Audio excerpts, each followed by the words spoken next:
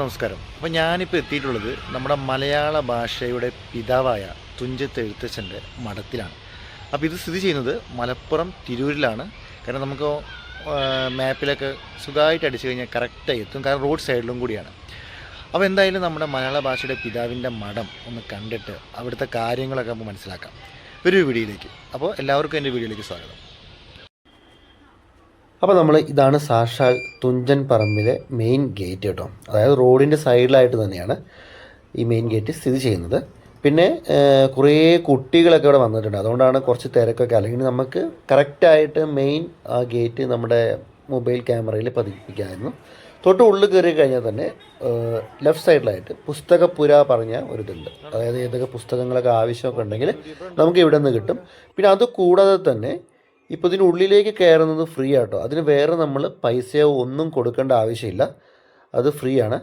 പക്ഷേ ഇവിടെ കണ്ടു നോക്കൂ, വീഡിയോ എടുക്കാൻ ആഗ്രഹമുണ്ടെങ്കിൽ, വീഡിയോ ക്യാമറ വല്ലതുണ്ടെങ്കിൽ അതിന് നമ്മൾ അഡീഷണൽ ആയിട്ട് പൈസ ഇവിടെ കൊടുക്കണം. ബാക്കി നമ്മൾ ഉള്ളിൽ കയറുന്നതിനോ അവിടെ പോയി ഇരിക്കുന്നതിനോ ഒന്നിനും പൈസ കൊടുക്കണ്ട. പക്ഷേ വീഡിയോ 200 രൂപ, ഞങ്ങളും വീഡിയോയ്ക്ക് 200 രൂപ അടച്ചിട്ടാണ് നേരെ ഉള്ളിൽ കയറിയത്. അപ്പോൾ ഇതാണിത് പുസ്തകശാല. അപ്പോൾ അതിനുശേഷം നമുക്ക് ഫസ്റ്റ് നമ്മുടെ സ്ഥലത്തേക്ക് നമുക്ക് പോകാം. ഒരു സരസ്വതി മണ്ഡപം, ശില്പമണ്ഡപമുണ്ട്. അപ്പോൾ അതാണ് നമ്മുടെ ആദ്യത്തെയും. ഭയങ്കര രസമായിട്ടാണ് അവിടെ നിർമ്മിച്ചിട്ടുള്ളത്, കാരണം ഫുൾ തണല, മരങ്ങളാൽ ചുറ്റപ്പെട്ടിരിക്കുകയാണ്. അപ്പോൾ ഇതാണ് ശില്പമണ്ഡപം കേട്ടോ. കാരണം ഒരു തത്തയും അതുകൂടാതെ എഴുത്താണിയും താളിയോലയൊക്കെ ആയിട്ടാണ് ഫസ്റ്റ് തന്നെ നമ്മൾ ഈ ശില്പമണ്ഡപം കാണുന്നത്. അതായത് കിളിപ്പാട്ടിൻ്റെ ഉപജ്ഞാതാവാണല്ലോ നമ്മുടെ എഴുത്തച്ഛൻ. അപ്പോൾ അതിൻ്റെയൊക്കെ ഒരു ഇതിലാണ് കിളിയുടെ ഒരു ശില്പം ഇവിടെ നിർമ്മിച്ച് വെച്ചിട്ടുള്ളത്. കാരണം നല്ല രസത്തിലാണത് കാണാൻ തന്നെ, ഒരു പ്രത്യേക ഒരു ഭംഗിയാണ്. ഒരു എന്തൊരു അറ്റ്മോസ്ഫിയർ പറയുമ്പോൾ ഒരു സമാധാനം പോലെയാണ് ഈ സ്ഥലം മൊത്തം നമുക്ക് അനുഭവപ്പെടുക. തൊട്ട് പിന്നാലെ ആയിട്ടാണ് സരസ്വതി മണ്ഡപം സ്ഥിതി ചെയ്യുന്നത്. അതായത് കുട്ടികളെ എഴുത്തിനിരുത്താനും മറ്റും ഇവിടെയാണ് ചെയ്യുക. അപ്പോൾ ഇതാണ് കുറച്ച് വലിയൊരു സരസ്വതി മണ്ഡപം തന്നെയാണ്. കാരണം ഇപ്പോൾ ഇന്ന് അധികം കുട്ടികളൊന്നും വന്നിട്ടില്ല എഴുത്തിനിരുത്താനും മറ്റും. പിന്നെ അതിന് പ്രത്യേകിച്ച് ടൈമൊക്കെ ഉണ്ടല്ലോ. അപ്പോൾ നല്ലൊരു സരസ്വതി മണ്ഡപം, നല്ല വൃത്തിയിൽ. പിന്നെ മുകളിലേക്കൊന്നും ഈ പൂച്ചയോ പട്ടിയോ ഒന്നും കയറാതിരിക്കാൻ വേണ്ടിയിട്ട് അവർ ഒരു നെറ്റ് കെട്ടിയിട്ടുണ്ട്. അത് നിങ്ങൾക്ക് വീഡിയോയിൽ കാണാൻ പറ്റുന്നുണ്ടോ എന്നാണ് എനിക്ക് വിശ്വസിക്കുന്നത്. കാരണം സൈഡിലായിട്ട് മൊത്തമായി നെറ്റ് കെട്ടിയിട്ടുണ്ട്. എന്തായാലും ഒരു നല്ലൊരു കാര്യമാണ് അവർ ചെയ്തത് തന്നെ. ആ തൂണൊക്കെ കണ്ടോ, മുകളിൽ ഇങ്ങനെ എഴുതിയിട്ടുണ്ടോ സരസ്വതി മണ്ഡപം എന്ന്. അപ്പോൾ നമുക്ക് ഇവിടെ നിന്ന് അടുത്ത സ്ഥലത്തേക്ക് പോകാം. അപ്പോൾ ഇനി നമ്മൾ പോകുന്നതെന്ന് പറയുമ്പോൾ കുറച്ചും കൂടി നിങ്ങൾക്ക് നല്ലൊരു എന്താ പറയുക, ഒരു ആകാംക്ഷയായിരിക്കും അവിടെ എത്തുമ്പോൾ തന്നെ. ഒരു കാഞ്ഞിരമരമൊക്കെ ഉണ്ട്. അതായത് കാഞ്ഞിരമരം, പിന്നെ ഒരു നമ്മുടെ തുഞ്ചത്ത് എഴുത്തച്ഛൻ കുളിച്ച ഒരു കുളമുണ്ട്, തുഞ്ചൻ കളരിയുണ്ട്. നമ്മുടെ യാത്ര ഇനി അവിടേക്കാണ്. പിന്നെ കുളത്തിലേക്ക് പോകുന്ന വഴിയുടെ 2 സൈഡിലും ബുഷുകളും ചെടികളൊക്കെ വെച്ചിട്ട് നല്ല രീതിയിൽ അവർ ഇതാക്കിയിട്ടുള്ളത് കേട്ടോ. അപ്പോൾ നമുക്കിന്ന് ആദ്യം നമ്മുടെ എഴുത്തച്ഛൻ കുളിച്ച കുളം ഒന്ന് കാണാം. പിന്നെ തൊട്ടടുത്തായിട്ടൊരു കാഞ്ഞിരമരമുണ്ട്. അത് പറഞ്ഞാൽ ഭയങ്കര പ്രശസ്തമായൊരു കാഞ്ഞിരമരമാണ്. കാരണം എഴുത്തച്ഛൻ്റെ ധ്യാനം കൊണ്ട് ആ കാഞ്ഞിരമരത്തിൽ എന്താ കയപ്പിലുണ്ടാവുക, ആ കാഞ്ഞിരമരത്തിന് കയപ്പ് പോലും ഇല്ല എന്നാണ് പറയുന്നത്. അത്രയ്ക്ക് ശ്രേഷ്ഠമായിട്ടാണ് എഴുത്തച്ഛൻ അതിൻ്റെ ചുവട്ടിലിരുന്ന് ധ്യാനിച്ചിരുന്നത്. ഇതാണ് നമ്മുടെ എഴുത്തച്ഛൻ കുളിച്ചിരുന്നു എന്ന് പറയപ്പെടുന്ന കുളമൊക്കെ മൊത്തമായിട്ട് അടച്ചിട്ടിരിക്കുകയാണ്. എന്തായാലും നല്ലതാണ്, കാരണം അല്ലെങ്കിൽ നമ്മൾക്ക് എല്ലാവർക്കും തോന്നും ഒന്ന് ജസ്റ്റ് ഒന്ന് കുളത്തേക്ക് ഇറങ്ങാൻ. എന്തായാലും നല്ല നീറ്റായിട്ട് ഇതിനെ പരിപാലിച്ച് വെച്ചിട്ടുണ്ട്. അതാ തൊട്ട് പിന്നാലെ കാണുന്നുണ്ട് ആ വലിയൊരു മരം കണ്ട്, അതാണ് കാഞ്ഞിരമരം. അപ്പം നമ്മളിനി അവിടേക്കാണ് പോകുന്നത്. കുറച്ച് അധികമായ ആളുകളൊക്കെ വന്നിട്ടുണ്ട്. ഞാൻ പ്രതീക്ഷിച്ചതിനും കൂടുതൽ ആളുകളൊക്കെ ഇവിടെ എത്തിയിട്ടുണ്ട് കേട്ടോ. ഇതാ കുറേ പേര്. ആ തൊട്ടപ്പുറത്ത് കാണുന്നതാണ് തുഞ്ചൻ കളരി കേട്ടോ. കണ്ടോ, കളരിയാണ് അത് തൊട്ടടുത്താണ്. ഇതാണ് കാഞ്ഞിരമരം. ഈ കാഞ്ഞിരമരത്തിൻ്റെ താഴെയുള്ള നിങ്ങൾക്ക് കണ്ടോ താഴെ കണ്ടോ ഹരിശ്രീ ഗണപതി നമഃ എന്നൊക്കെ എഴുതിക്കുന്നുണ്ടോ. നല്ല രസമാട്ടോ കാണാൻ. എത്രയോ കഥകൾ ഈ കാഞ്ഞിരമരത്തിന് പോലും പറയാനുണ്ടാവും നമ്മളോട്. തൊട്ട് എൻ്റെ പുറകിലായിട്ട് ആ കുളം, നല്ലൊരു പ്രത്യേക നമുക്കൊരു മനസ്സിന് എന്തോ ഒരു തോന്നലാട്ടോ. കാരണം ഈ സിറ്റിക്കൊക്കെ നടുവിലൊരു നല്ലൊരു കാട് പോലെ, കാടല്ല, ഒരു സമാധാനം നമുക്ക് തരുന്ന പോലത്തെ ഒരു ഇതാണ്. ഒരു സൗണ്ടില്ല, ഒന്നുമില്ല, അത്രയ്ക്കൊരു പീസ് ഏരിയ.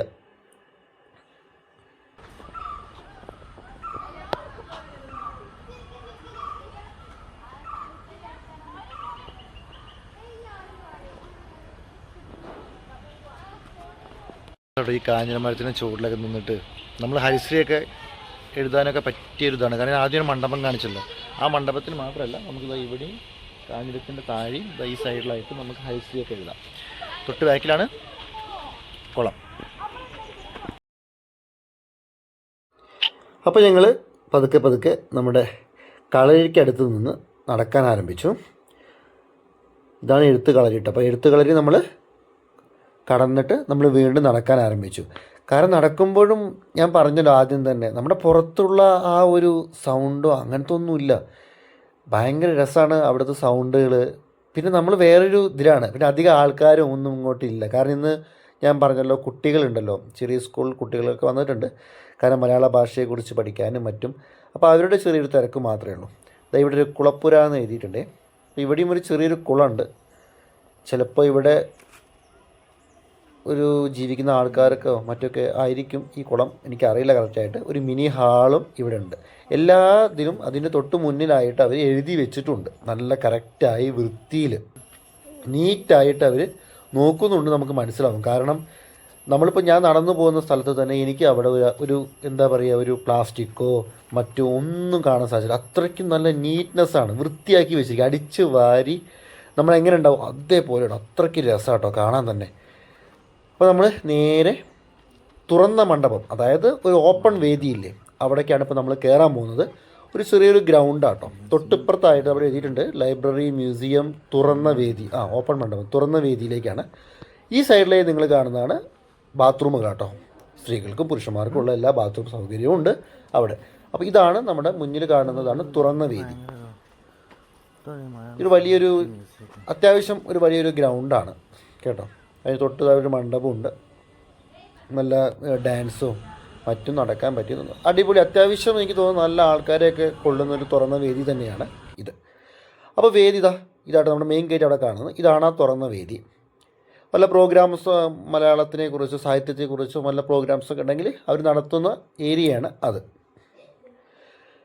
കൂടാതെ ബാക്കി ഞാൻ മൊത്തമായിട്ട് നിങ്ങൾക്കൊരിത് കാണിച്ചു തരാം. കാരണം എത്ര മരങ്ങളാണ്, തെങ്ങുകൾ, ആലുകൾ, പലതരത്തിലുള്ള വൃക്ഷങ്ങൾ എല്ലാം അണിനിരന്നുകൊണ്ടും ഭയങ്കര എന്താ പറയുക, ഒരു കൂളിംഗ് നമുക്ക് ഇവിടെ അനുഭവപ്പെടും. പിന്നെ എൻ്റെ മനസ്സിലല്ല, എൻ്റെ കണ്ണിൽ എനിക്കിതായത് ഇവിടെ ഓരോ മരങ്ങൾ നട്ട ഓരോ കവികളുണ്ട്. അതായത് ഇപ്പോൾ ഞാനൊരു മാവ് നടുകയാണെങ്കിൽ എൻ്റെ പേരവിടെ ഉണ്ടാവും.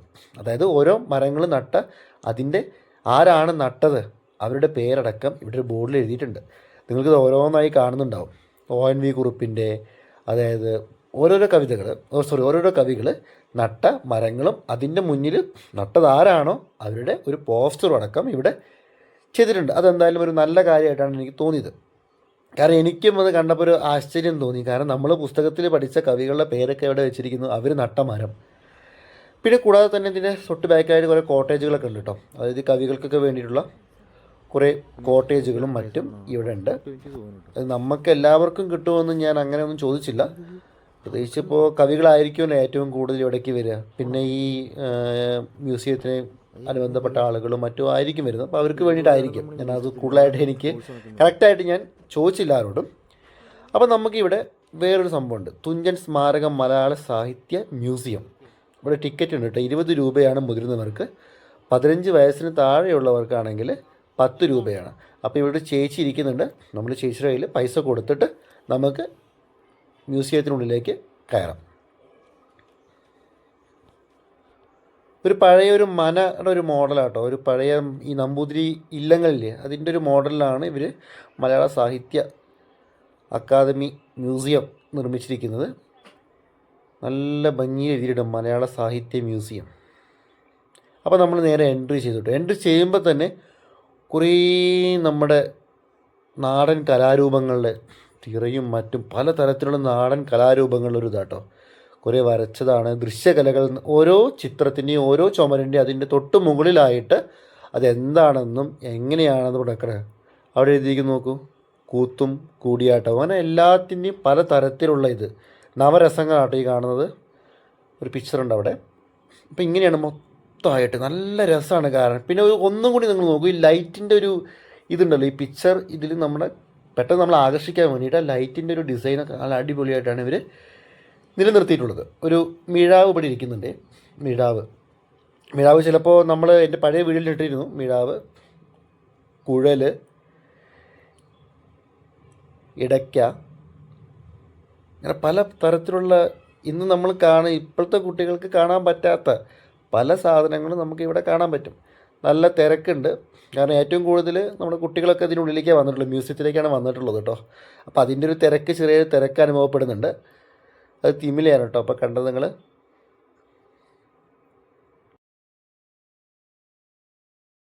ഇനി പതുക്കെ നമുക്ക് കോണിപ്പടി കയറിയിട്ട്, കാരണം മുകളിലും ഗാലറികളുണ്ട് കേട്ടോ.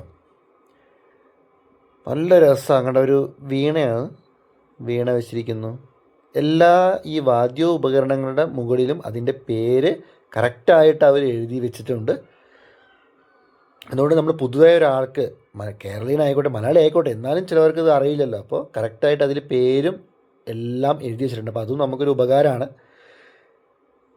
തുള്ളൽ പ്രസ്ഥാനം, നമ്മുടെ കുഞ്ചൻ നമ്പ്യാരുടെ കാര്യങ്ങൾ, അവരുടെ മനകൾ, അതൊക്കെയാണ്. കാരണം ഓരോ പേര്, ഇപ്പോൾ കുഞ്ചൻ നമ്പ്യാർ തുള്ളൽ പ്രസ്ഥാനം ഉണ്ടെങ്കിൽ കുഞ്ചൻ നമ്പ്യാർ, അവരുടെ വീട്, അവർ ജനിച്ച വർഷം, എല്ലാ സംഭവങ്ങളും നമുക്കിവിടെ കാണാൻ പറ്റും. എന്തൊക്കെയാണ് അവിടുത്തെ കാര്യങ്ങൾ മൊത്തമായിട്ട്.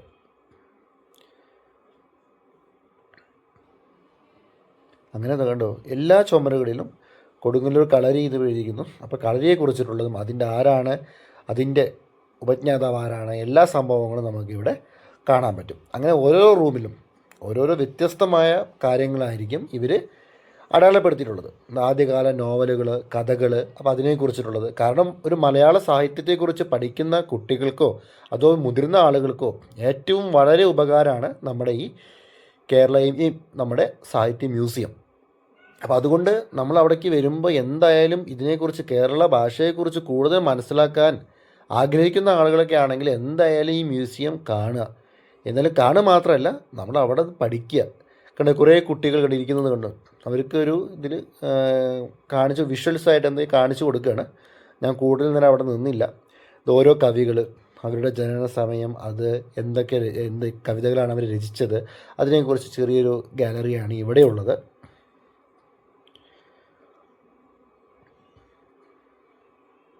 നല്ല രസത്തിലാണ് ഇവരിത് ഉണ്ടാക്കി വെച്ചിട്ടുള്ളത് കേട്ടോ.